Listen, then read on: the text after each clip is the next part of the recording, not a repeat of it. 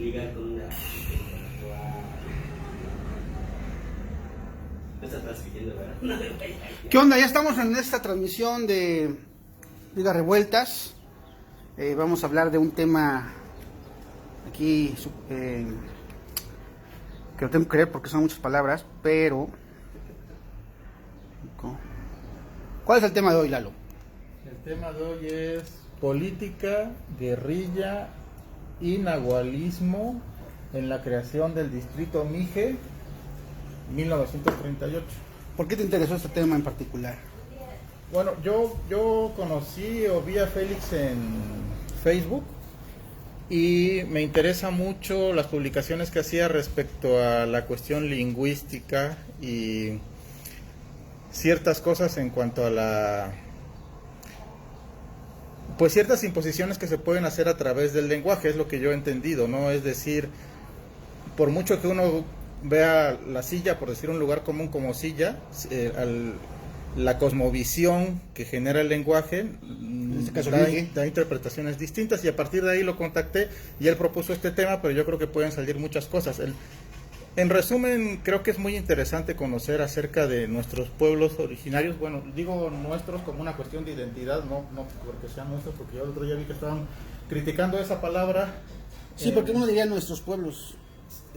Yo lo digo como una cuestión de identidad, ¿no? De solidaridad, como en un plano de igualdad, no tanto como que sean nuestros, no son nuestros, ni nosotros somos de ellos, Sí, ni ellos como son nuestros. un artículo, ¿no? Exactamente, sino más bien como una cuestión de solidaridad y de identidad. Y creo que es bueno, o sea, creo que tenemos que aprender mucho de las formas de organización comunitarias. A mí, pues ya sabes que a mí me interesa mucho el comunalismo y yo veo una oportunidad en retomar o tomar el ejemplo en este tipo de organización social y política para mejorar las condiciones del país, pues no sea, son preservadores de la naturaleza, de la tierra, cosa que a nosotros o a los que estamos más urbanizados o más occidentalizados se nos olvida, ¿no? Pues ya ves que queremos tumbar 1500 árboles para ampliar una carretera. Lo quiere el gobierno. Bueno, muy bien. ¿Cómo ves? ¿Viste hoy aquí comentando rápidamente esta imagen del presidente poniendo en la mañanera los caminos de la vida? Sí, lo vi. Bueno, yo procuro al menos oír las mañaneras todos los días. Y no. Hoy sí me tocó. ¿Y qué te pareció? Pues Cotorro. Yo no sé si está jugando, ¿no? Un poco como a la parte opositora, como que le cala el... ¿Pero cuál es la parte opositora en estos momentos? ¿Solo la parte opositora o la parte opositora podemos ser todos aquellos que no veamos los caminos de la vida como ve el presidente? Yo me refiero a la parte opositora, a los líderes de opinión que critican mucho estas cosas, ¿no? Porque hace unos días había puesto la de Juan Gabriel. Y la parte opositora me refiero, o sea, la parte opositora yo creo que son todos los que no están de acuerdo. Entonces, digamos, si con yo la estoy de acuerdo, política. yo soy opositor al presidente, en ese sentido puede ser como Que no pianista. tiene nada de malo, es simplemente que no estás de acuerdo con la línea política que está girando, y es normal, pues, ¿no? O sea, yo fui opositor al PRI o al PAN, ahora... Y ahora ser opositor a Obrador es lo mismo que haber sido opositor al PRI y al PAN. En cuanto a la no coincidencia con las políticas que se giran, pero nadie es dueño de la verdad, pues no, o sea, a lo mejor los opositores son los que están bien, y a lo mejor no es que haya un trabajo de opositor, pero sí hay un grupo que ya agarró el trabajo de opositor. No, o sea, yo me refiero, yo soy crítico hacia López Obrador respecto de muchas cosas, algunas las he escrito en el espacio que tengo para escribir, y a lo mejor por momentos soy opositor y por momentos soy zombie, ¿no? Como les llaman también, pero creo que eso está bien, ¿no? O sea, cambiar el papel, o sea, no todo es blanco o negro, sino uno tiene que formar su propio criterio, y a veces vamos a coincidir con López Obrador, a veces no, pero creo que ya hay una parte de la sociedad que ya se volcó en este papel de todo lo que diga López Obrador está mal, y todo o al revés, ¿no? Sus fans, todo lo que diga López Obrador, aunque sean tonterías. Y ya Obrador ya está jugando con esto, digamos, ya está como... No, yo creo que ya está como cotorreando con esta cuestión de su credibilidad, no credibilidad, ¿no?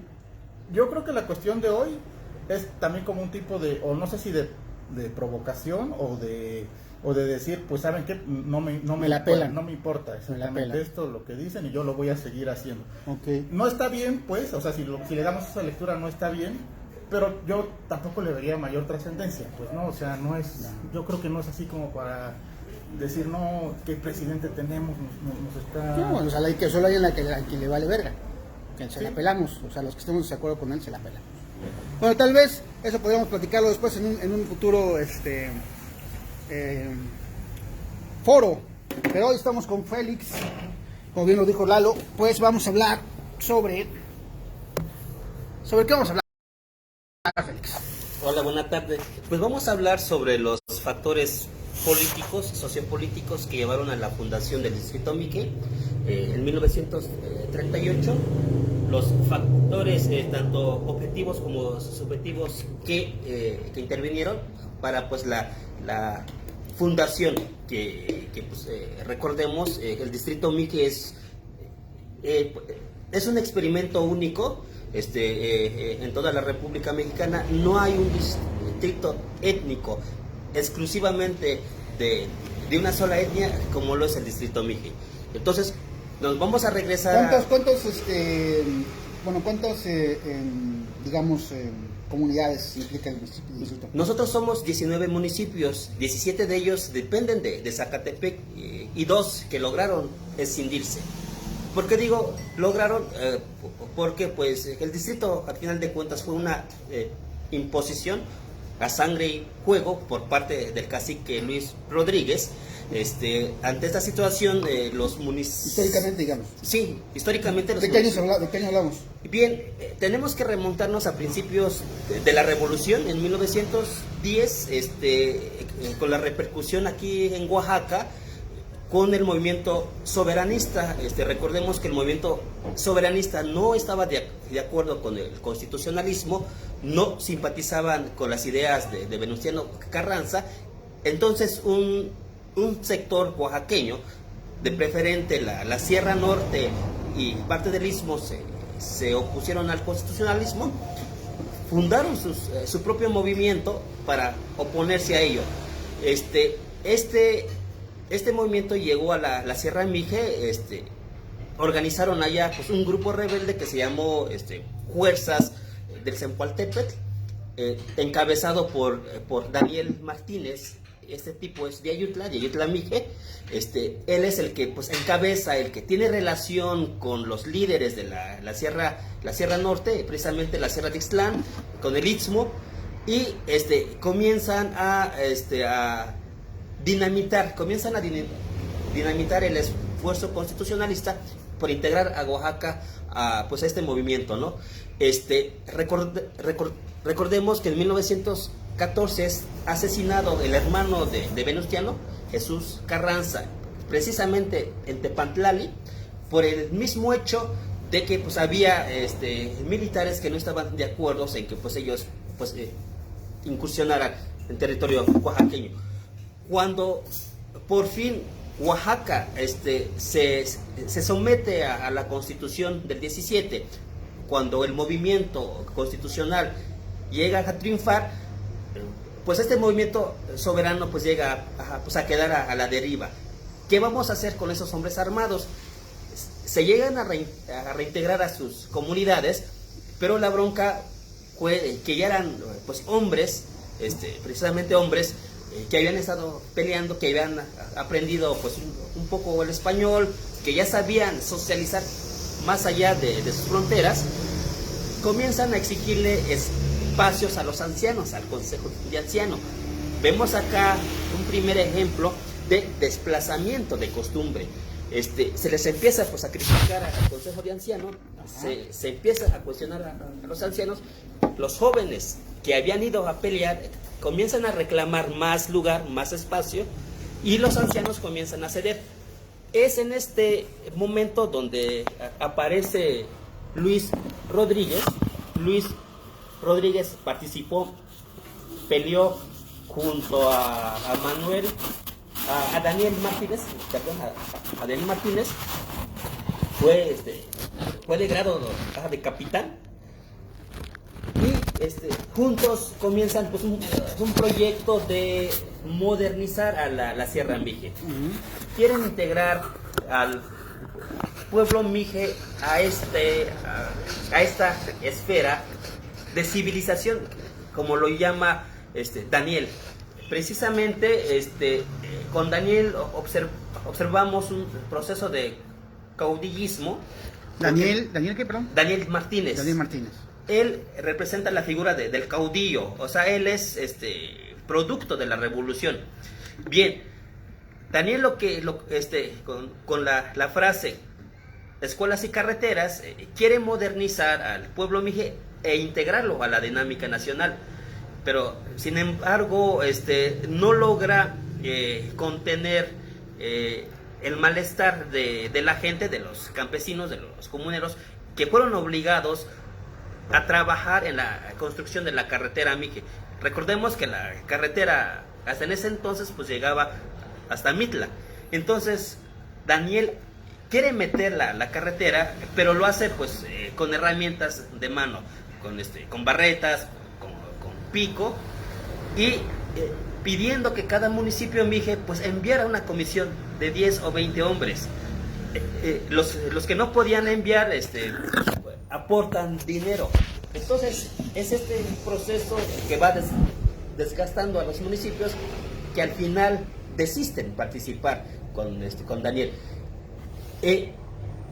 Este enojo, este malestar lo va recogiendo Luis Rodríguez, que como un empleado de Daniel, él comienza a absorber estas demandas y comienza a posicionarse como un intermediario.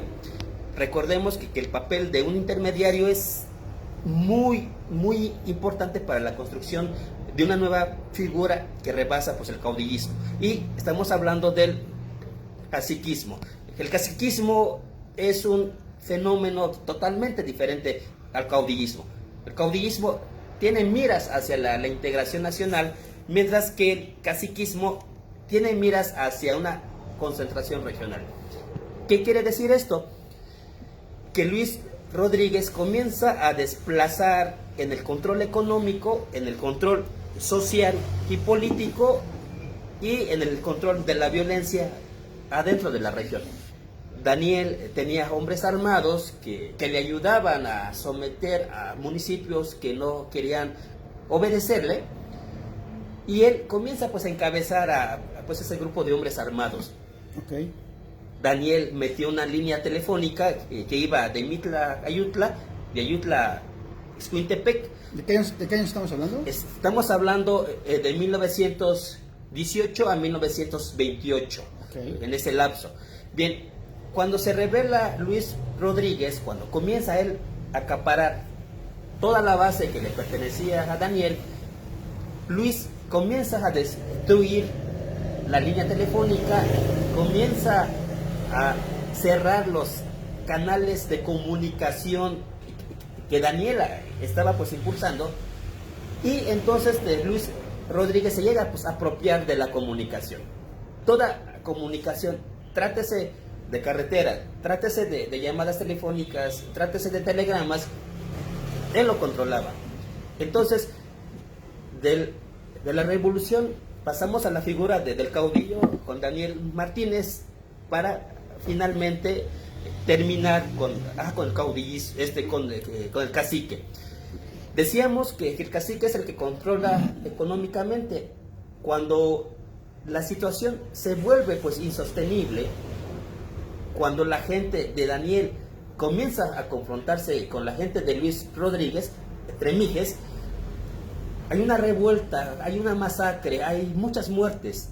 Entonces el gobierno estatal, que en ese entonces estamos hablando de Constantino Chapital, por ejemplo. ¿El nombre del gobernador? Sí, el nombre del gobernador. Comienza a preocuparle porque pues hay mucha confrontación. Y en esa misma década es cuando se da la visita del general Lázaro Cárdenas por toda la región. Él se va enterando que hay esta confrontación y presiona al gobernador para que se le dé solución a esto. Entonces la única alternativa a esta situación de ¿Cuánta gente confrontación, pudo haber muerto en esa confrontación de la comisión? pues o sea, estamos hablando de inicios de confrontación, unas así, 10 o 15 personas, estamos hablando. Al final del caciquismo, en 1960, hay registros más de 50 muertos. Por una pelea de poder, digamos. Exactamente, en la sí, sí. Entonces, es una decisión política que viene de Presidencia Nacional, que viene de Tata Lázaro, que lo aplica el gobierno de Oaxaca, mandan asesinar, o se da la orden de asesinar a Daniel para que haya un equilibrio, para que sea un solo factor el que gobierne la sierra. Es una reestructuración del Estado mexicano. Necesitaban apaciguar a la región Mije, no podía haber violencia, porque pues el Estado mexicano comenzaba pues a erigir sus instituciones. Entonces, con Luis Rodríguez, con la mano dura, sometiendo a los mijes, se estaba pues apaciguando, enfriando rebeliones por todos lados. Ok. Bien. Hay una cuestión que te quería comentar.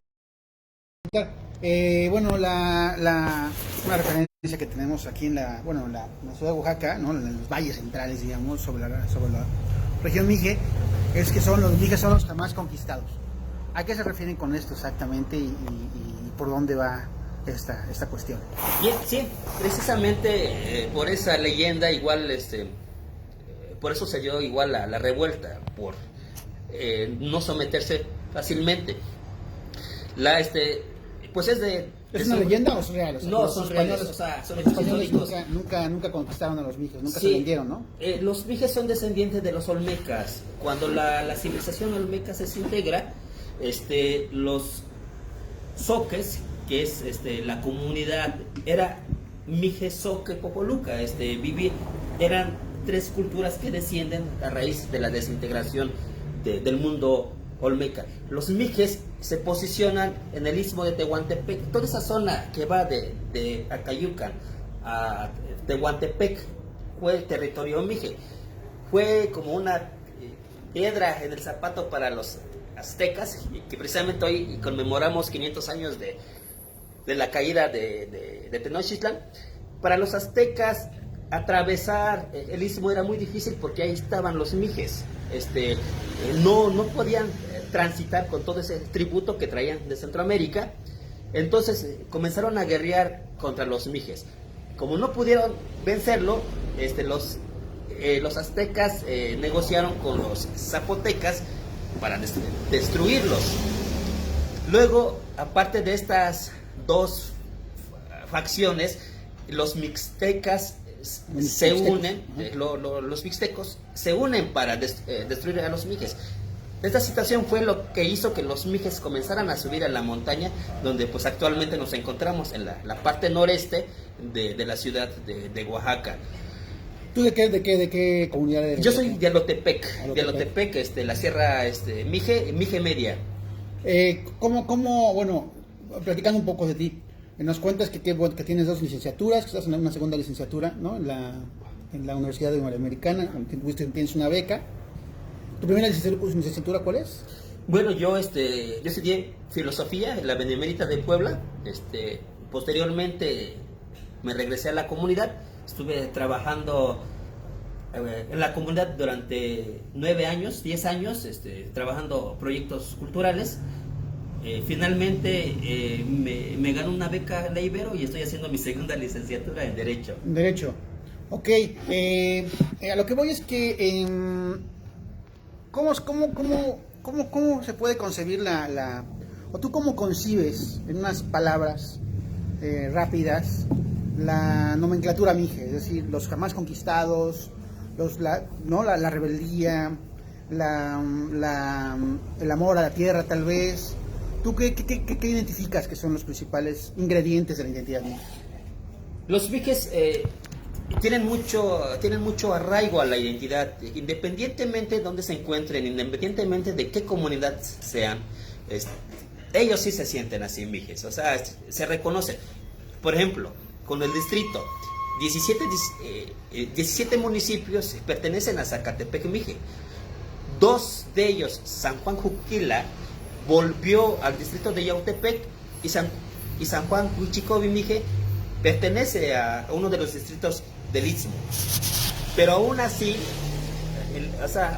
dependiendo de otro distrito, ellos se asumen como mijes. Nosotros los reconocemos como mijes.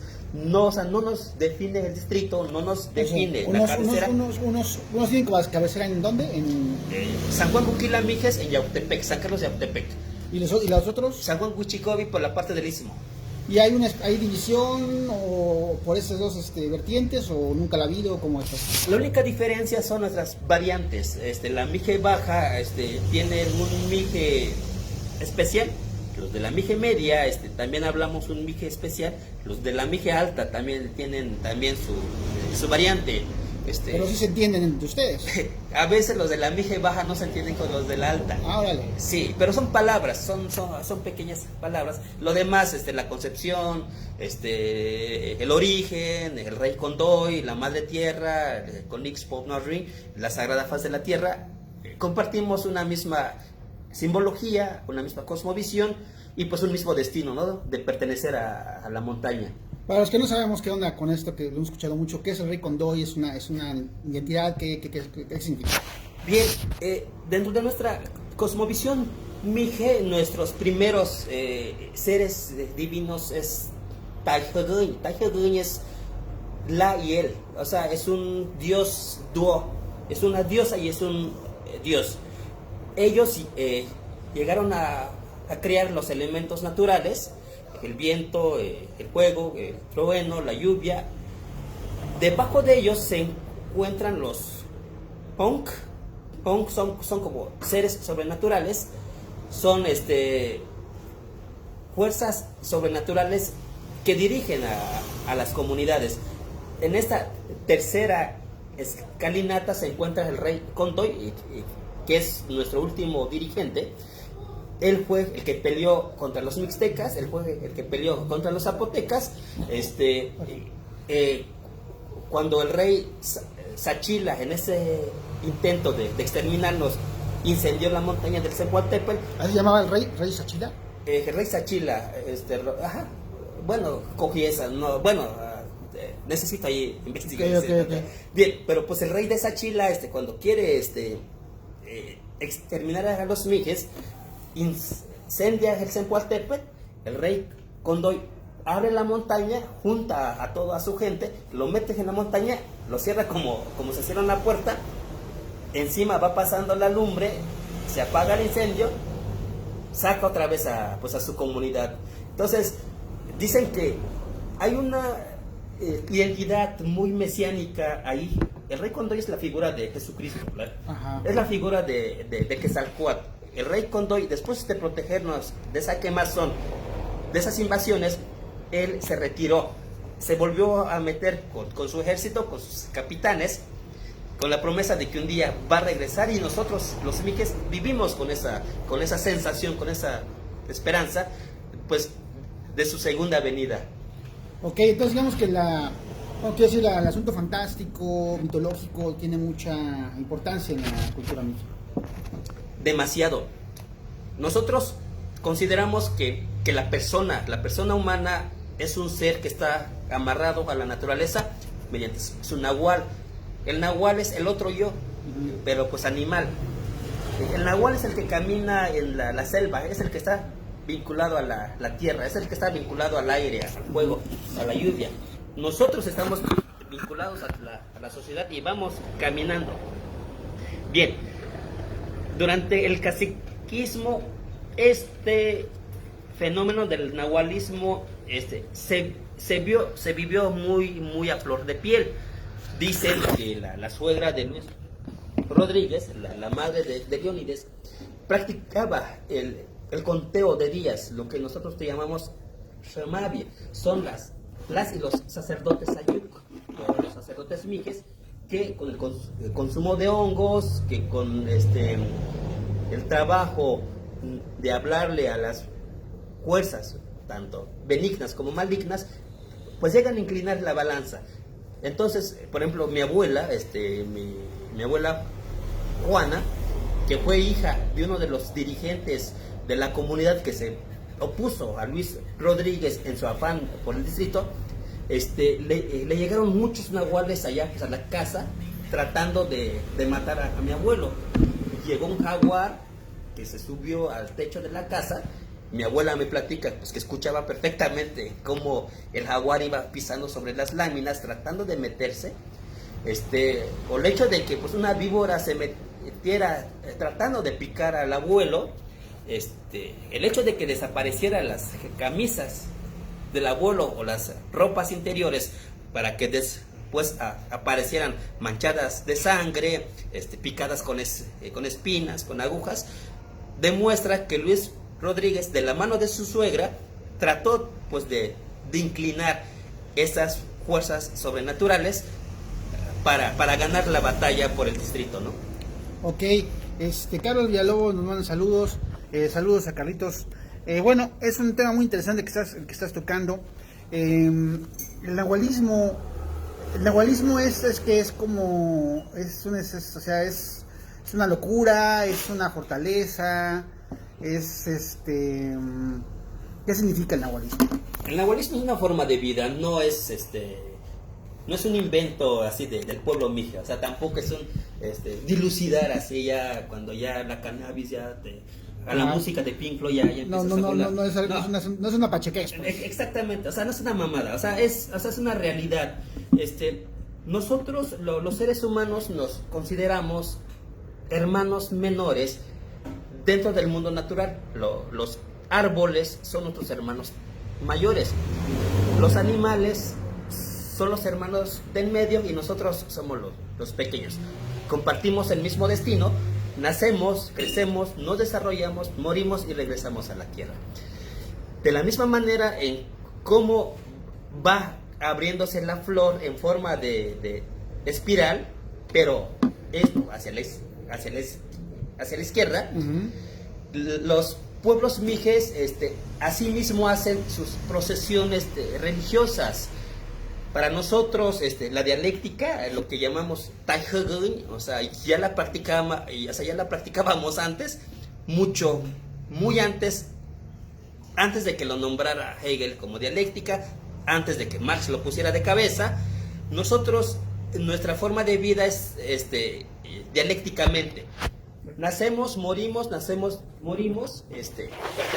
a la madre tierra y pues allá regresamos.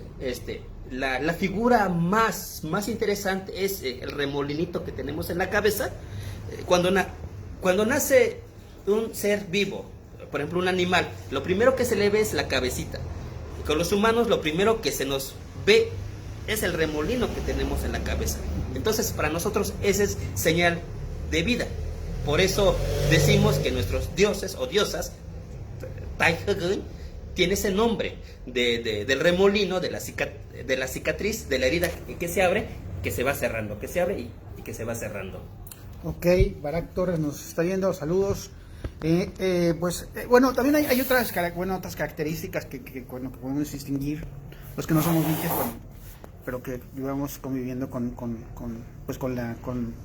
personas mijes durante mucho tiempo, es la gran capacidad musical que tienen, ¿no? La cuna de músicos que significa la región México para Oaxaca, ¿no? Uh-huh. ¿Tú a qué le atribuyes dentro de tu perspectiva de ese tema? Nosotros negociamos nuestra rendición. Los mijes, después de toda la invasión española, los mijes llegan a negociar su rendición en el año de 1600, o sea, 80 años después de la caída de Tenochtitlán. Son los frailes quienes comienzan pues, a incursionar, quienes comienzan a fundar misiones con parroquias, y en ese afán de tener pues su equipo eclesiástico, comienzan a meter la música de viento. Recordemos que hubo intentos de meter esos órganos en las iglesias. El último registro que tenemos es que había 2 órganos en la Sierra Mije. El primero estaba en Totontepec, que se quemó lamentablemente, y el otro lo tenemos en Alotepec. Tenemos un órgano traído de esos años para la comunidad eclesiástica. Pero como los Viges tenemos un terreno muy escarpado, pues imagínense andar ahí cargando los tubos, andar cargando toda la madera. Fue fácil meter pues instrumentos de viento, ¿no? O sea, una trompeta, la cargas y no hay incomodidad. Metes un clarinete, metes la tuba, la desarmas. Eso es en primer término. En segundo aspecto, a raíz de la Reforma, cuando Juárez confisca, cuando Juárez promulga que todos los bienes de la iglesia tienen que pasar a manos de la nación, la iglesia dijo no, mejor yo se lo dejo a la comunidad. Entonces, por eso cada comunidad donde hubo mucha fuerza eclesiástica, tienen su banda de viento, porque fue pues herencia de los mismos sacerdotes. Dijeron, en vez que yo te entregue los instrumentos al gobierno, mejor te los dejo a ti.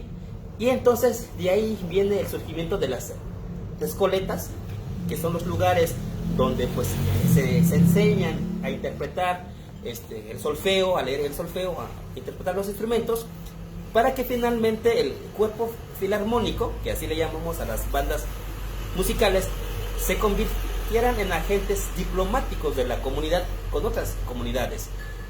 Es la primera manifestación de las bandas, el llamado mano vuelta.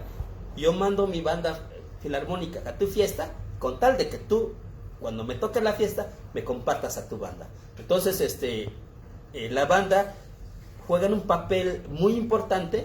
No solamente es el alma del pueblo mije, no solamente es la expresión poética del cerro y el viento y las inspiraciones, sino que cumplen un papel fundamentalmente de conciliación, de amarre de compromisos y de fortalecer la mano vuelta.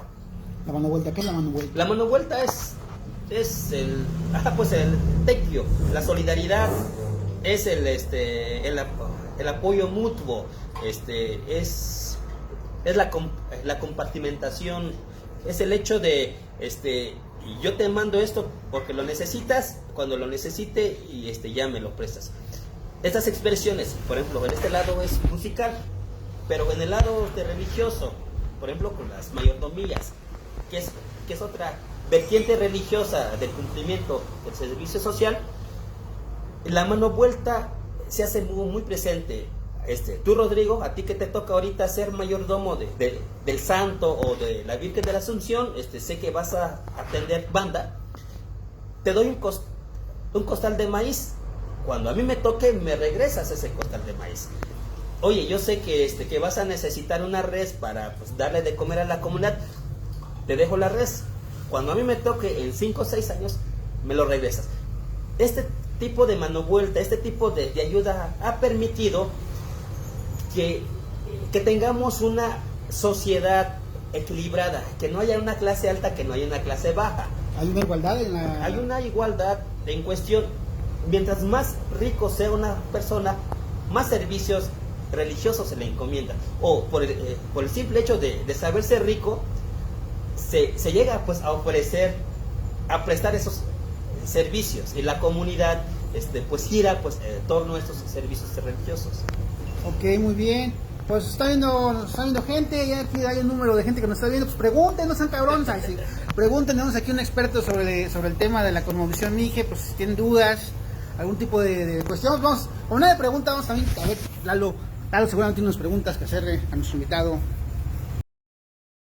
¿Cómo ves, Lalo, ahorita todo lo que se ha platicado? Muy interesante, ¿no? Súper interesante, sí. Creo que es bueno estos acercamientos. Bueno, al menos a mí me llama mucho la atención por esta onda que te digo, que tenemos que voltear más hacia adentro y menos hacia afuera. Que creo que muchos de los oaxaqueños citadinos, por decirlo de alguna forma, estamos haciendo eso, ¿no? Estamos volteando más hacia los gringos, hacia los europeos, y menos hacia donde yo siento que hay más riqueza. La identidad, digamos. Identidad, pero independientemente de eso, creo que la historia nos ha demostrado que estos modos de vivir y de organizar son mucho mejores para uno como persona y para el medio ambiente, ¿no? Entonces creo que es súper importante.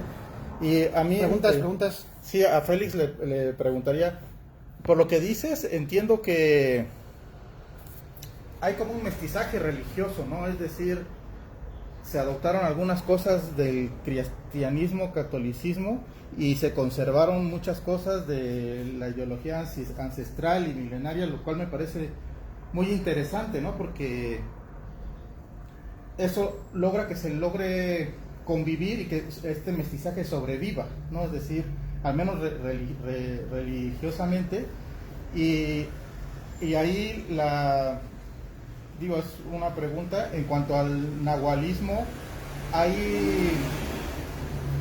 ¿Hay alguna forma de preservarlo? Es decir, hay ceremonias, hay algunos guías que vayan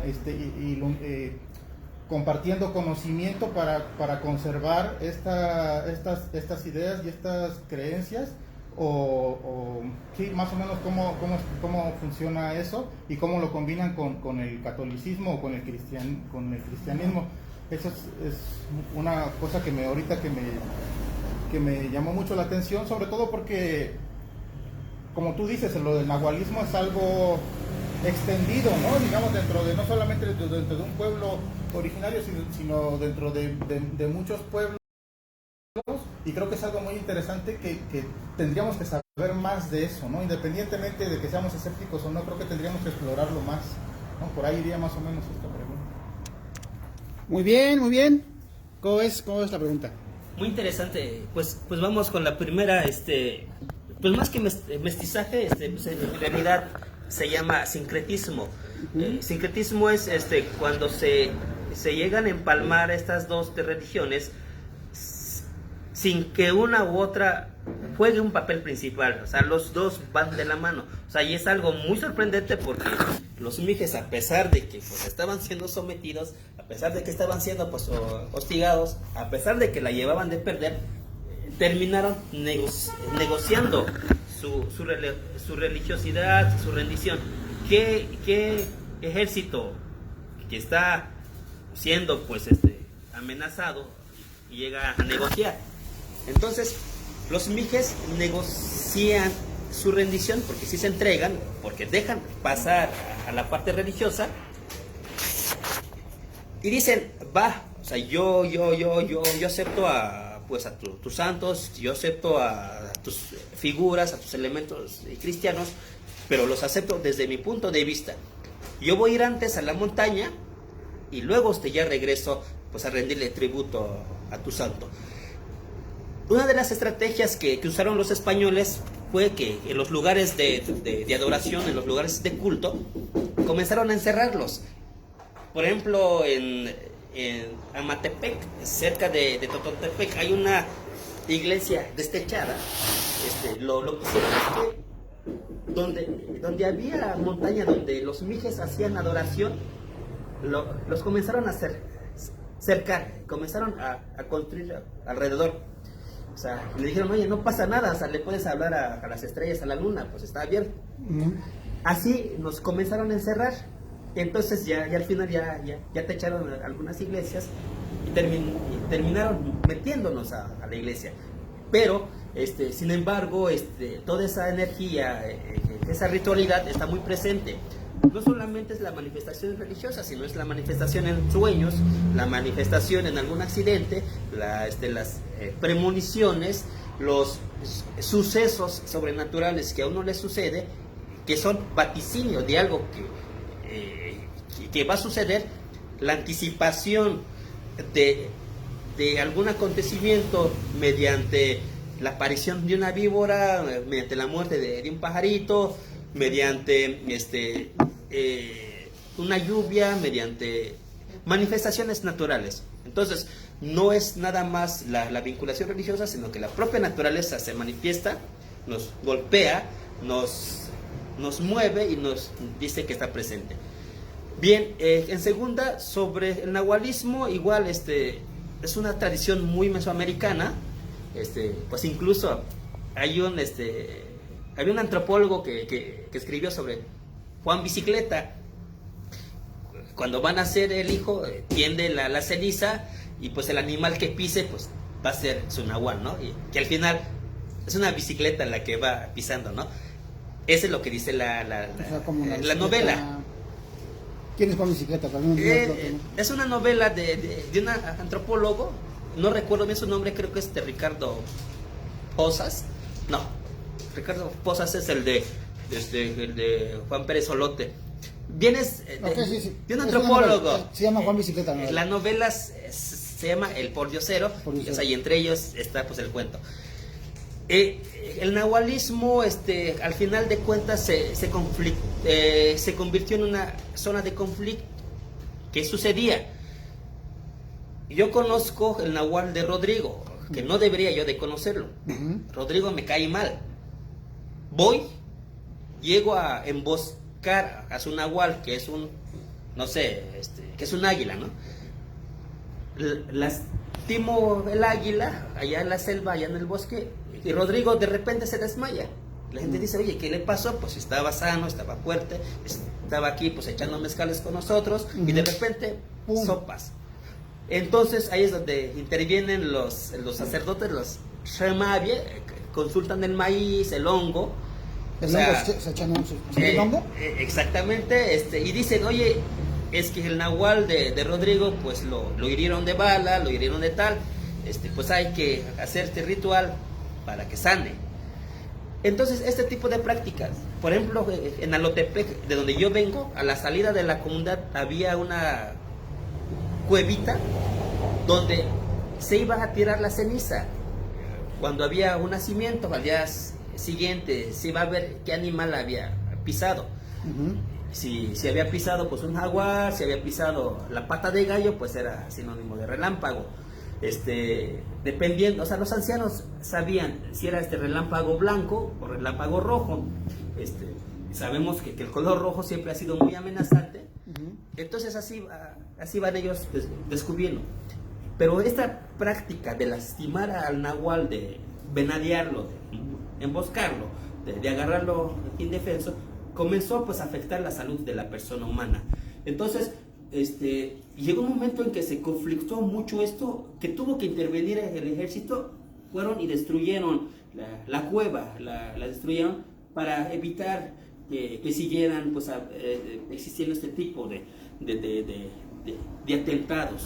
Todo esto que nos has platicado, en general, ha sido una transmisión de conocimiento de oral, digamos, de generación en generación, o hay como, digamos, libros o documentos en los que tú has consultado, que estén ahí para la consulta del pueblo Mije, o es más bien todo basado o la mayor parte basada en una herencia, pues, de contar las cosas, ¿no?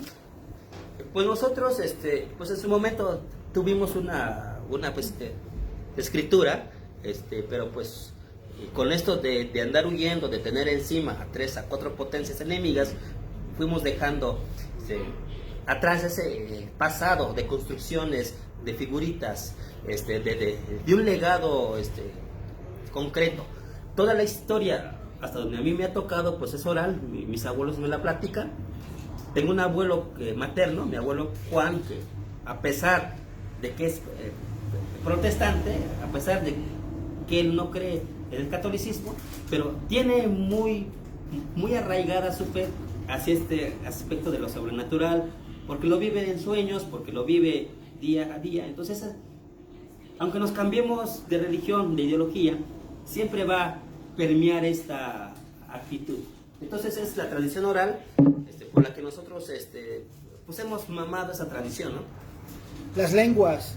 Bueno, existe una intelectual, existe, claro, y además es muy reconocida, Yasnaya Aguilar, un intelectual mije, que siempre pone mucho énfasis en la desaparición de las lenguas y en cómo las lenguas pues se han bueno, me imagino que esas dos lenguas que nos dices, mijes, pues ya cada vez se practican menos, o la herencia entre generaciones se hace cada vez más complicada, los padres, las migraciones a las grandes ciudades o a otros lugares, pues no les enseñan a sus hijos la lengua porque no quieren hacerles según eso daño, pero para que no les discriminen en la escuela, ¿no? Para que no les digan que no son mexicanos, en fin, todo ese tipo de cosas. ¿Tú cómo ves este tema?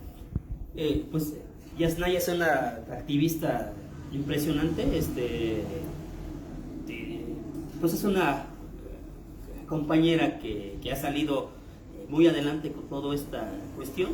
Fue secretaria municipal, trabaja radios comunitarias en Sucundat, tiene muy fuerte presencia entre los jóvenes, su manera de escribir, o sea, igual es muy atractiva, y su movimiento, pues sí, o sea, no solamente es en la lengua, sino también tiene que versar en otras cuestiones de la manifestación de la cultura mije. Sin embargo, la lengua es uno de los elementos por el que se está peleando para la reconstitución del pueblo mije.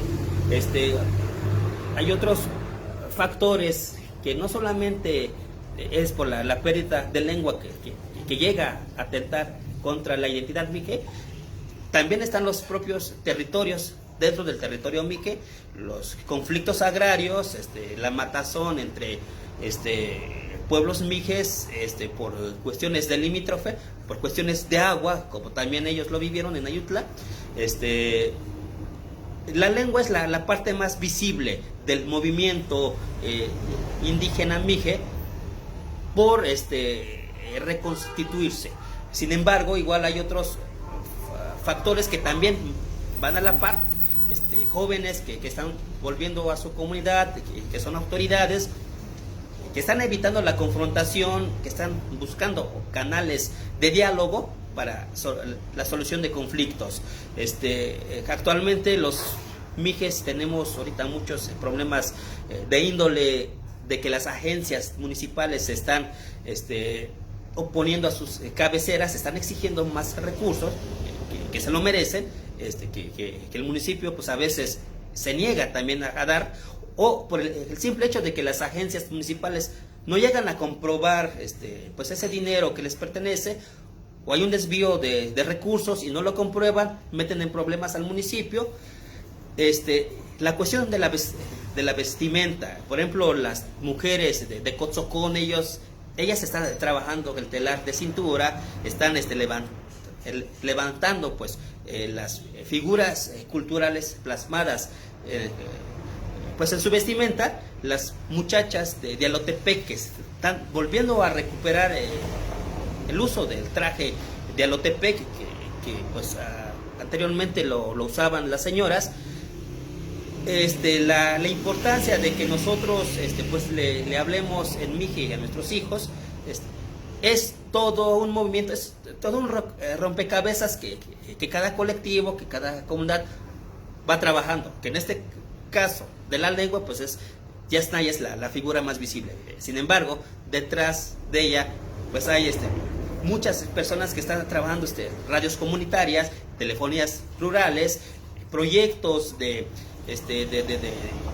mantener la lengua a través de aplicaciones que nos están enseñando a hablar el mije, el rescate del calendario Ayuk, o sea, igual, es un rompecabezas. Muy bien, ya tenemos una pregunta. Jorge Murillo nos está viendo, nos dice, en relación al nahualismo, recordando lo que mencionaron hace un momento sobre las hermanas mayores y medios, árboles y animales, ¿cómo podría entenderse la relación humano-naturaleza? Otra vez. ¿Cómo podría entenderse la relación humano-naturaleza? Es que ya me perdí. Otra vez. En relación al legalismo, recordando lo que mencionaron hace un momento sobre las hermanas mayores y medios, árboles y animales, ¿cómo podría entenderse la relación humano-naturaleza desde el pueblo mije? Se siente... Es que está cabrón. No es el pueblo mije. Se siente... Es que esto... Se siente como una relación totalmente contraria al antropocentrismo, y en ese camino, pero en otro sentido, desde tu perspectiva, sientes que algunas formas sociales mijes emanan de esos otros mundos, animales, vegetales, pensando en el mano a mano que contabas. Eso podría ser algo aprendido o coelaborado a través del contacto con la naturaleza. Muchas gracias por la conversación tan linda. Pues gracias, Jorge Murillo. ¿Cómo ves todo este comentario? Comenta la pregunta. Sí, nosotros no somos antropocentrismos, o sea, el hombre no es el centro de atención. Nosotros somos productos de la naturaleza. Aquí, de donde gira todos la madre naturaleza, es la llamada Konix Pop Noiri, la bendita sagrada faz blanca de la tierra. Para nosotros la tierra es blanca, es virgen, es pura, es limpia. Entonces todos giramos respecto a ella. De ahí que la vida y la muerte, tanto de los animales como de los vegetales, esté sujeta pues a los designios de la madre tierra. Entonces ella nos recibe porque cuando nosotros nacemos venimos de arriba, Mim Kash, o sea, venimos al mundo, vivimos y morimos y al enterrarnos volvemos abajo y regresamos.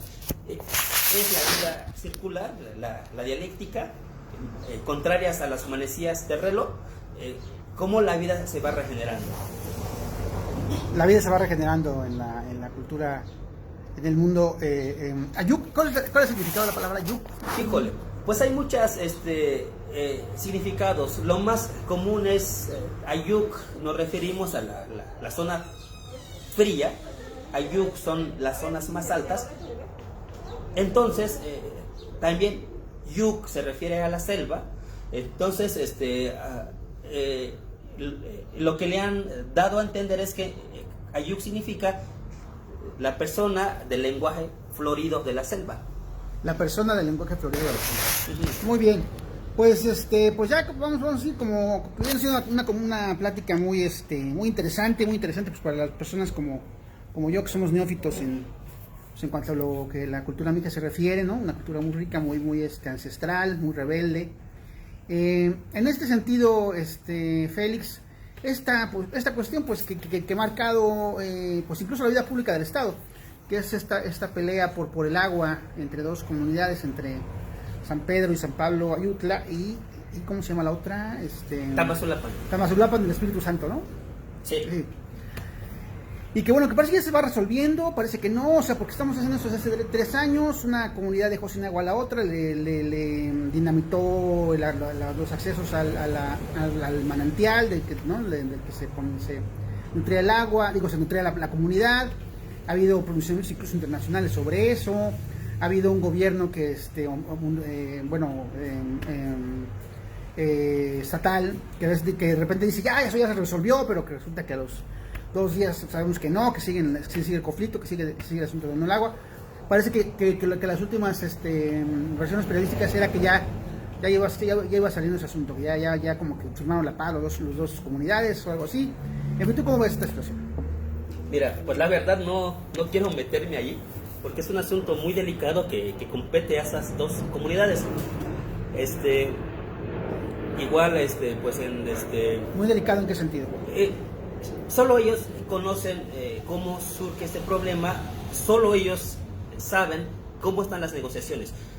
Como decía, cada municipio enfrenta una situación particular con el pueblo vecino, porque ellos están metidos en las asambleas, en las reuniones, en las negociaciones.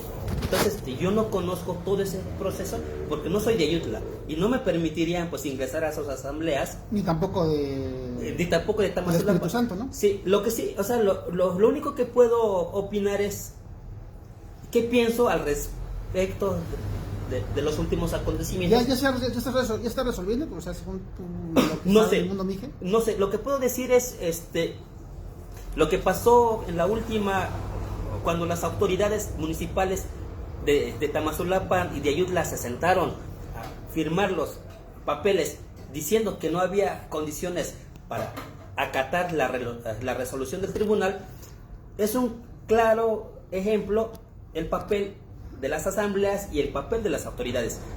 A veces las asambleas, la gente en la asamblea se calienta y dicen, oye, pues vamos a echar plomazos y vamos a aventar madrazos. De hecho, hubo plomazos, hubo un muerto. Sí, exactamente. Lluvia de plomazos, me acuerdo. Sí, incluso hay un muerto por parte de Ayutla. Sí.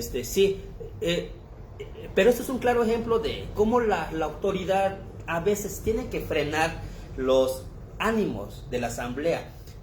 Entonces, también a veces la asamblea tiene que frenar los excesos de las autoridades. Hay un equilibrio. Que se perdió en ese momento, digamos. No, que se manifiesta en este momento. Por ejemplo, hay muchos comuneros de Ayutla que dicen, la autoridad se vendió. Pero desde mi punto de vista, la autoridad, al decir que no había condiciones, es que la gente en realidad no se habían reconciliado. Los comuneros de Tama con los de Ayutla, en realidad no había condiciones para que se volvieran a reintegrar. Por eso las autoridades estaban negociando para generar ese proceso de que las comunidades otra vez comiencen a vincularse, y sobre esta pacificación de ánimos volver a reconectar el agua. Ese es mi punto de vista. No soy de Ayutla, o sea, de ellos tendrían que hablar, pero Y tampoco de Tamazulapan. Tampoco de Tamazulapan, ellos también lo tienen que hablar, pero es... pero digamos, un pueblo que disparó al otro, eso lo sabemos. Eso Sí, o sea, hubo violencia, pues incluso se acusan, se dice que los de Tamazulapan secuestraron a las mujeres. Ajá. Los de Tamazulapan dicen que ese mantel les pertenece, ellos tienen que resolver. Sin embargo, este conflicto a nosotros nos afectó, porque Tamazulapan, al cerrar la carretera, nos tuvieron que mandar a dar la vuelta en terracería lodosa por toda la montaña para llegar a Ayutla. Entonces, sí urge que se solucione, pero es un claro ejemplo de lo que acabo de platicar, cómo hay esa manifestación, tanto de la asamblea como de las autoridades. No, o sea, no están divorciadas, simplemente que las autoridades son lo mejor de la asamblea. Lo mejor de la asamblea en ese sentido, Juan. Son personas que han cumplido, son personas que han subido escalado, que han sido topil, que han sido mayor, conocen... Escalafón, digamos, el escalafón. Exactamente. Las autoridades conocen todo, cómo funciona la comunidad, desde que son los mandaderos, desde que barren la presidencia, desde que cuidan la presidencia, van conociendo cómo se imparte justicia, van conociendo cómo se solucionan los problemas, y el hecho de llegar a un nivel como de presidente, de alcalde, de síndico, es que pues tuvieron que pasar por todo ese proceso. La comunidad tuvo que haberles observado que superaron este tipo de filtro para merecer cierto lugar.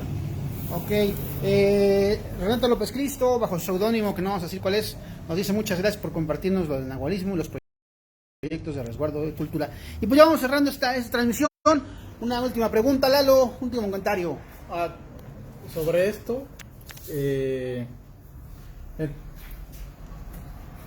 hay un presidente, hay, digamos, la autoridad política que conocemos aquí, que es el presidente municipal y el cabildo, y aparte la asamblea, o la asamblea se constituye en el cabildo, y cómo ustedes eligen autoridades por usos y costumbres o por partidos políticos, más o menos cómo es ese proceso. Es decir, al final una decisión comunitaria primero la toma la asamblea y por poner un ejemplo, y el presidente municipal solamente ejecuta, o el presidente municipal tiene cierto margen de maniobra para tomar decisiones de manera unilateral, por decirlo de alguna forma. Más o menos, a grandes rasgos, cómo funciona la organización política y la toma de decisiones públicas en el ámbito comunitario, en Malotepec, por ejemplo, por poner un ejemplo, que a lo mejor se repite, ¿no?, en toda el distrito. Y un último comentario sobre esta emisión. Muchas gracias, Félix, es muy interesante. En lo particular, ya lo he dicho varias veces, pero yo estoy muy interesado por conocer más no solamente del distrito Mije, sino de las diversas manifestaciones comunitarias que hay en el estado. Y enriquece porque siembra muchas dudas que creo que tenemos que ir aclarando a mayor profundidad, porque no se puede decir todo en una hora, en hora y 20, ¿no? Pero sí es un acercamiento, digamos, con la cultura, y sí es un acercamiento para seguir investigando, y a lo mejor si quieres venir otra vez a platicar de otra cosa, y creo que compartirlo también es bueno, porque nosotros muchas veces los oaxaqueños nos sentimos muy orgullosos de la cultura y las tradiciones, pues ya estamos como los políticos que nada más lo tomamos como un discurso, pero realmente no sabemos absolutamente nada de las comunidades y de todo eso que forma, digamos, la cultura oaxaqueña, ¿no? O sea, solamente los trajecitos típicos, pero no pasamos a la otra parte, que es conocer las formas de organización, las creencias, la cosmovisión, todo lo demás que envuelve pues una comunidad, y creo que conocerlo es importante para todos, ¿no? Aunque sea como conocimiento general. Muchas gracias por estar aquí. Ok. Marci Sánchez nos está viendo, un saludo. Pues la pregunta de Lalo, ¿cómo ves? ¿Cuál es la respuesta? Bien, pues nosotros nos regimos por usos y costumbres, que es lo que ahorita se conoce como los sistemas normativos indígenas. Recordemos que los municipios fue una estrategia del gobierno español para darle, para consolidar el dominio de la colonia. Sin los municipios hubiese sido muy difícil organizar a la nueva España. Sin los ayuntamientos, sin los municipios, pues sí, pero los mijes nuevamente, o los pueblos indígenas a nivel nacional, volvieron a negociar y dijeron, va, aceptamos tu cabildo, aceptamos la integración de tu municipio, pero lo haremos a nuestra manera. Esta es una manera de combatir el liderazgo, el caudillismo de los dirigentes. A través del servicio escalafonario que vas ascendiendo, vas curtiéndote en los problemas, en las necesidades, en las virtudes de la comunidad, y llegas, primero comienzas de topil, que es el beidil, el que barre ahí la presidencia, el que cuida. Son 3 años, cada año un año de servicio y un año de descanso. Después de ser topil, viene el mayut. Mayut es el mayor de vara, es el policía comunitaria. Ahí te enseñan pues, a tomar las armas, a desarmar las armas, te enseñan los linderos de la comunidad. Eres el responsable de la seguridad, del orden de la comunidad. El mayor es el policía que agarra al borrachín. Es el que sale a rondar las carreteras cuando hay noticia de gente pues extraña. Es pues el que cuida la comunidad. Después de esos servicios vienen los regidores. Los regidores son los que integran el cabildo, y uno comienza con una regiduría muy pequeña, no tan importante. Por ejemplo, regidor, por ejemplo, de salud, por ejemplo. O sea, tu vínculo con la clínica, con el médico. Oye, ¿qué problemas hay? No, pues hay que limpiar el agua, hay que limpiar acá. Va subiendo, eres regidor de educación, regidor de hacienda. Después ya de eso, subes a ser tesorero. Te toca manejar las finanzas de la comunidad. Se pierde un centavo, lo tienes que reponer. Hay una revisora de cuentas cada año, cada término de la administración, que va revisando de recibo tras recibo. Oye, compramos esta lámpara, ¿dónde lo usas? Está acá. Oye, nos fuimos a Oaxaca porque fuimos a cobrar el apoyo. Bueno, ¿cuánto fue de pasaje? No, pues bueno, tal. Entonces hay una propia auditoría que nos ha permitido el fortalecimiento de que las cosas marchen bien. Después de tesorero viene la sindicatura, o sea, que es la parte judicial. Es el que cuida, el síndico es el que pues ordena a los mayores, a los policías. El síndico es la voz fuerte de mando en cuestión de orden. Después de ser alcalde, después de ser síndico, viene los suplentes, suplente del presidente. ¿Qué significa? O sea, que es como un tipo de vicepresidente. Comienzas a observar cómo actúa el presidente, comienzas a observar cómo trabaja, qué gestiones hay pendientes, qué cosas. Después ya de eso, ya te nombran presidente. Después del presidente viene la parte de los ancianos, que es el alcalde. El alcalde es el juzgador, es el sabio por excelencia, porque ya conoce toda esta trayectoria. Es el vínculo con el consejo de ancianos, y con la parte política. Bien, ser alcalde es el mayor grado por la parte política. Por la parte religiosa, a la par que vas prestando servicio político en el ayuntamiento, vas prestando servicio en la iglesia. Comienzas como campanero, comienzas como sacristán, luego ya te toca una mayordomía pequeña y luego ya te toca la mayordomía ya grande. Entonces, llegar a cumplir estos dos servicios, de estos dos rubros, al final de cuentas eres el ciudadano por excelencia. Ya no tienes pendientes, ya no tienes nada que ofrecer, ya lo diste todo por el pueblo, y entonces, o sea, como que ya te sueltan a tus 60 o 70 años. Y ya, pues, no, pues está bien, está chido.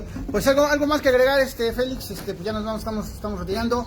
¿Alguna cosa que no se te haya preguntado, algo que haya quedado por ahí? No, pues un agradecimiento por la invitación. Igual, pues en otro momento podemos hablar sobre cuestiones, pues también interesantes como las que acabamos de mencionar. Pues el pueblo mije, pues siempre ha estado metido también en este proceso de reconstitución de todos los pueblos indígenas. Ha estado presente también en la exigencia del reconocimiento a sus derechos, a sus manifestaciones culturales, cosmogónicas, a su territorio. Ya hay mineras incursionando en la Mije Media. Claro. Los partidos políticos están desmembrando ahí el tejido comunitario. ¿Por qué? ¿Cómo lo están desmembrando? Lo mismo que las iglesias protestantes, lo mismo el hecho de que haya partido en una asamblea, el hecho de que la asamblea se faccione en 2, 3 partes, rompe en automático el tejido. La asamblea es nuestro termómetro social. Cuando la gente, hombres y mujeres, concurren a las reuniones, concurren a las asambleas, es que la vida política de la comunidad está muy fuerte. Pero cuando la gente deja de ir, cuando ya la gente se muestra ya desinteresada, apática a las cuestiones de la comunidad, se fractura, y es ahí donde se aprovechan los partidos para jalar agua para su molino. La división de votos, la exigencia de votos, la compra de votos a través de despensas, rompe el tejido comunitario que durante muchos años las comunidades, los pueblos indígenas, pues han venido manteniendo. O sea, y a través de la mano vuelta del tequio han reparado sus propios caminos, su infraestructura, han mantenido pues intacta su régimen de político, de autoridades tradicionales, su visión, su cosmovisión y sus demás manifestaciones. Ahora, bueno, ya rápidamente antes de irnos, me acabo de acordar pues mencionaste a San Juan Cotzocón, perdón, y mencionabas esto de repente que la comunidad se trastoca. Y pues lo de San Juan Cotzocón yo me acuerdo mucho porque me tocó entrevistar pues a toda esa banda que venía refugiada, ¿no? Que se quedaron en una iglesia, en una instalación de una iglesia aquí por Cinco Señores, no, Camión Nacional me parece. Bueno, la cosa es que entrevisté a estas personas, y lo que ellos contaban es que una fracción del pueblo, básicamente, que es algo que pasa mucho, ¿no? En la Mije, una fracción del pueblo o una parte del pueblo acaba, digamos, no quiero usar la palabra tiranizando, pero sí subyugando a la otra, como que una no sobrevive sin la otra. Entonces al final estas personas que venían, madres, padres, jóvenes, ancianos, niñas, niños, bueno, sus representantes contaban que sucedió, y que ¿cómo fue el asunto? Bueno, llegó la policía, ¿no? Llegó la policía estatal. 2014 hubo una balacera ahí, murieron gente en la comunidad, ¿no? Y es por eso que toda esta gente sale de ahí, porque estaba siendo encerrada, aprisionada por el otro pueblo, ¿no? Y eso también me recuerda, porque bueno, entrevisté a esta banda, ¿no? A esta gente que venía en esta situación, había un hombre de por ahí al que acusaban directamente, ¿no? Ni siquiera me acuerdo del nombre, tenía un nombre ahí, era, bueno, no, tampoco, qué bueno que no me acuerdo, porque qué tal si me meten broncas. Bueno, no va a ser un cliente de esta cafetería. No se va a ser un cliente de esta cafetería. No, lo acusaban, un cacique al que llamaban que de esa región, que había sometido al pueblo, ¿no? Y a lo que voy es que años después, un amigo, que siempre fue orgulloso, no voy a decir su nombre, no me acuerdo tampoco, orgulloso de sus raíces mijes y que siempre habló, también tenía mucho sentido de la comunidad y todo esto, pues me dijo que él era el que trabajaba para esta persona, para este cacique, y que realmente las cosas no se habían contado como eran, como hayan sido, ¿no?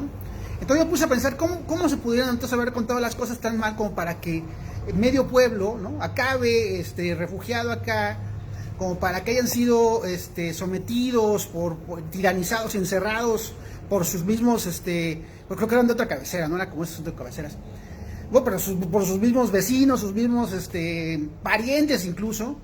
¿En qué sentido pensé, en qué sentido puede que la realidad no haya sido así?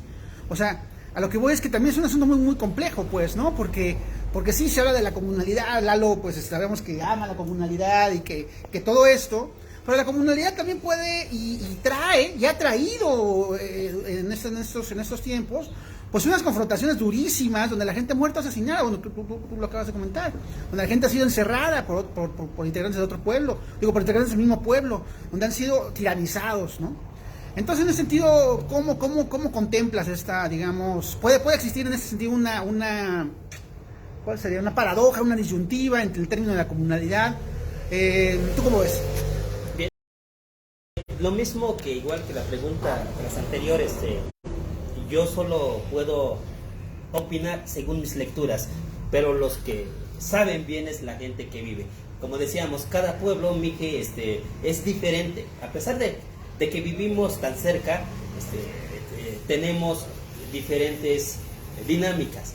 El pueblo de Cotzocón en el junio del 2014, cuando la policía igual entra, cuando se había dividido la comunidad, hubo un problema ahí que tuvo que ver con la rendición de cuentas, ex autoridades que se negaban a rendir cuentas y pues un presidente que exigía que se rindiera cuentas y asusando a la comunidad para que también exigiera a sus expresidentes la rendición de cuentas. Entonces los expresidentes comienzan a convencer a su bando y se comienzan a dividir. Es una cuestión netamente económica, o sea, fue disfrazado de problemas económicos, cuando pues atrás también había partidos que venían ahí pues asusando. ¿Qué sucede? Cuando un individuo siente ruidos en la azotea, cuando un individuo pues que se sabe algo, pues sospechoso de algo, va y se contacta con un político y le dice, oye, pues apóyame porque fulanito me está tirando tierra. Entonces este político, con tal de ganarse a esa gente, mete cizaña. Y además no es con tal de ganarse a esa gente, sino con tal, porque está esa figura de los administradores municipales, que se sabe que fue un negociazo para los diputados, que ellos mismos ponen a estos administradores cuando hay una situación de elecciones o de elecciones internas que no funcionan, que el pueblo se pelea, que hay muertos, que hay desmadre en la comunidad, que hay lumbre, pues meten a un administrador municipal y pues que la lana se la quedan también los diputados, ¿no? Hay una diputada, no voy a decir su nombre, priista, que era famosa y que de hecho se decía mucho que ella estaba como totalmente interesada en ese pedo porque pues regenteaba las broncas, ¿no? Los problemas y los conflictos. Bueno, continúa, me acordé de eso. Pero entonces más o menos lo que decías, ¿no? Que cuando entran los partidos es cuando se empieza a romper el tejido social y cuando se empieza a romper más o menos la armonía política que existe, ¿no? O sea, sin romantizar la comunalidad, pues, ¿no? Pero hay vicios externos que no son tan propios de la organización comunitaria y que pero también en cualquier momento. También en esto, mi problema con esta perspectiva es no también idealizar a las personas, idealizar a los seres humanos como son mijes, entonces tienen esa diferente perspectiva sobre las cosas, y no matan igual que los que viven en la ciudad, y no encierran igual que los que viven en la ciudad, y no hacen esto igual que los que viven en la ciudad y viven en el mundo depravado y perverso. No es también romantizar y quitar la complejidad del hecho, pues, de que también son seres humanos y que en algún momento, más allá de quién los invoque o no, o de quién les llene el buche o no, pues tienen la suficiente maldad o la suficiente decisión como para encerrar a sus propios coterráneos de pueblo, ¿no? O sea, es como, no sé, yo entiendo la cuestión de la comunalidad, pero sí, específicamente con lo que pasó en Zapotlán, todas esas 40 personas, 50 personas que fueron desplazadas, ¿no? Y que pues, no podían regresar básicamente porque si no la mataban, pues también es como, o sea, ¿en qué sentido de la comunalidad?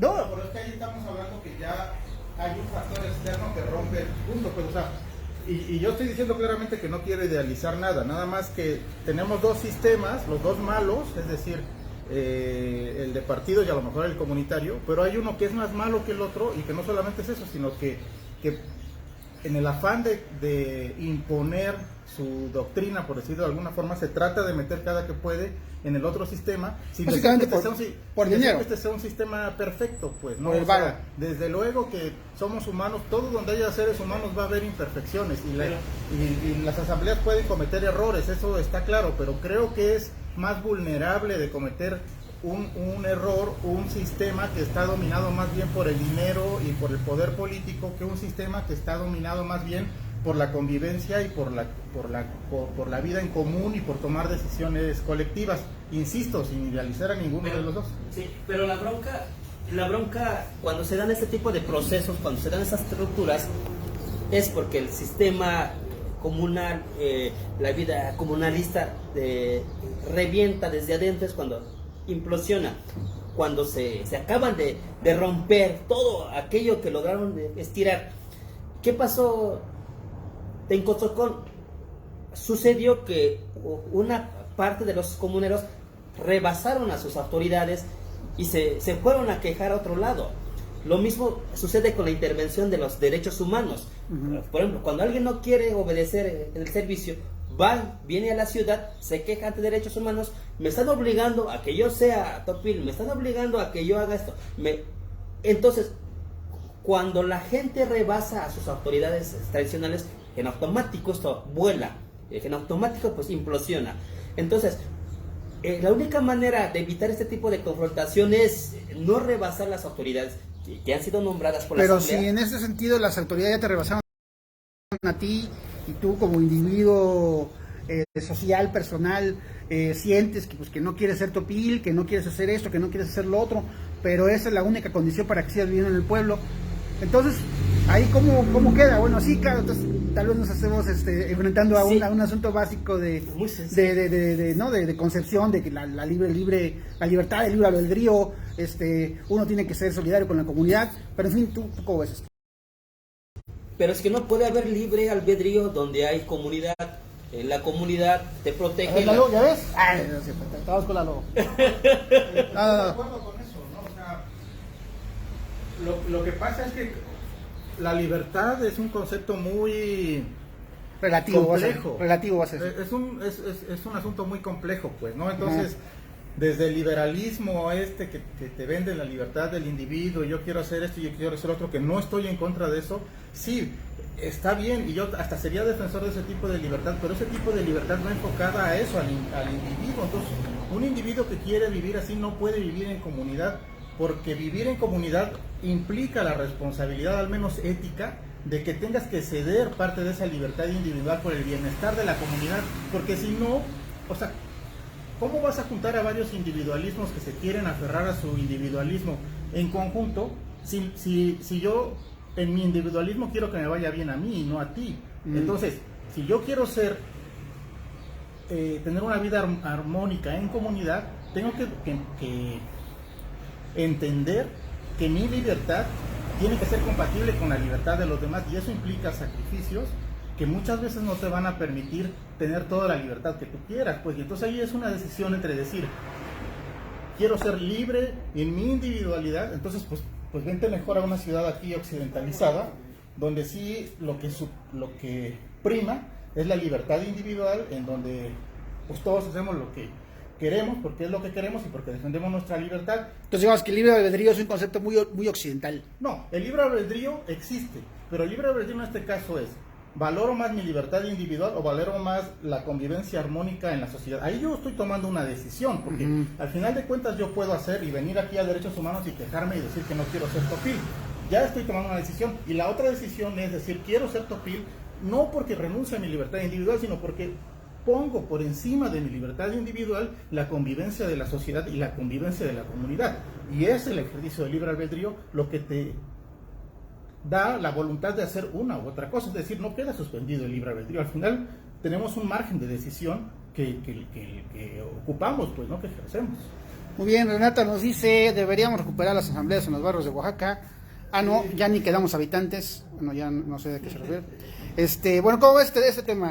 ¿Cómo ves lo que acaba de comentar Lalo? Bueno, en general todo lo que acabamos de comentar, ya nos íbamos ahí, pero surgió este tema. Sí, pues, o sea, yo sé, lo más importante es, o sea, la comunidad en sí, por ejemplo, en nuestro régimen de tenencia de la tierra es lo comunal, y yo tengo la libertad de abarcar el terreno hasta donde yo pueda, pero también yo tengo la responsabilidad de que el otro también tenga oportunidad de trabajar la tierra. O sea, yo no por gandalla y porque sea comunal yo vaya a abarcar todo, sino también debo de darle oportunidad al otro. Entonces esto permite que haya armonía. ¿Qué ganamos con esto? Yo tengo un accidente, yo sufro una picadura de víbora, me cae un árbol cuando estaba yo talando leña. La gente se preocupa por mí, la comunidad va, me busca si no llego a mi casa a ciertas horas de la noche. La gente, o sea, hay un sentimiento de colectividad que no nada más se ve en cuestiones de compartir cosas, sino en el hecho de preocuparse por el otro. Por ejemplo, hace 3 años, 4 años, un amigo llamado Filadelfo, que trabajaba en las tierras calurosas de Alotepec, le picó una víbora, una nahuyaca. Subió uno de sus trabajadores a vocear: por favor, vayamos porque Filadelfo le picó una víbora. En 5 o 6 segundos la comunidad se vació y hombres, niños, ancianos, bajamos hasta allá. O sea, son 2 horas de bajada, así, pum.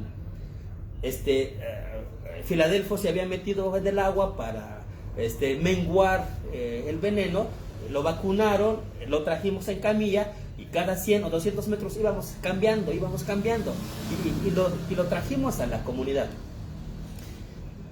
Tiempo después, una persona desaparece y todo el mundo sale a buscar, menos Filadelfo. Cuando a Filadelfo le dijeron: oye, vamos a buscar a fulanito porque no ha llegado, Filadelfo dijo: no, ¿yo por qué? O sea, y le dijeron: oye, pero pues a ti te pica la víbora y todos vamos por ti. ¿Y qué pasa contigo? ¿Por qué no quieres ir ahora? Entonces hay una deuda. ¿Qué le pasó a Filadelfo? Le picó la víbora. No, pero ya cuando no quiso ir no le dijeron pues, nada. Pues él quedó con esa sensación de pues no devuelve pues el favor, no está solidarizándose. O sea, él posteriormente se incluyó en otras dinámicas que no precisamente con buscar a desaparecidos, sino pues se involucra en ayudar a los mayordomos, en ayudar a otras personas, pero sí existe el reclamo social. Ok, bueno, pues ahora sí ya nos vamos a ver quién más nos ha comentado. Renata nos dice: se puso re bueno, no me alcanza este formato para conversar todo lo que quisiera decir. Donaldo Monterrubio nos dice: saludos a Félix. Renata también nos dice que ella dio una función en la iglesia para gente de San Juan Cotzocón cuando estuvo acá, una situación muy compleja. Pues sí, es una situación muy compleja. Filadelfo dijo: ¿para qué lo salvaron? Filadelfo dijo que para qué lo salvaron si él no lo pidió. ¿A poco eso pasó? O sea, ¿por qué si yo me quería morir con esa víbora? No, a Filadelfo le reclamamos que se había dejado picar por una víbora si ya íbamos a descansar. Ya fue a las 5 de la tarde cuando anunciaron. Veníamos llegando del trabajo. Ajá. Muy bien. Donaldo Monterrubio nos da una sonrisa. Pues ya, nos vamos, Félix. ¿Algo más que quieras agregar? No, Lalo, pues ¿algo más quieres decir? Vengan, visiten la cafetería. Sí, visita la cafetería, Café Revueltas. Está bien, pues ha sido, gracias Félix, ha sido una transmisión muy interesante. Y pues nada, nos seguimos viendo. Ya saben, compren ustedes los Gangsters del Futuro, porque si no, esto no se va a poder seguir haciendo. Gracias, hasta luego.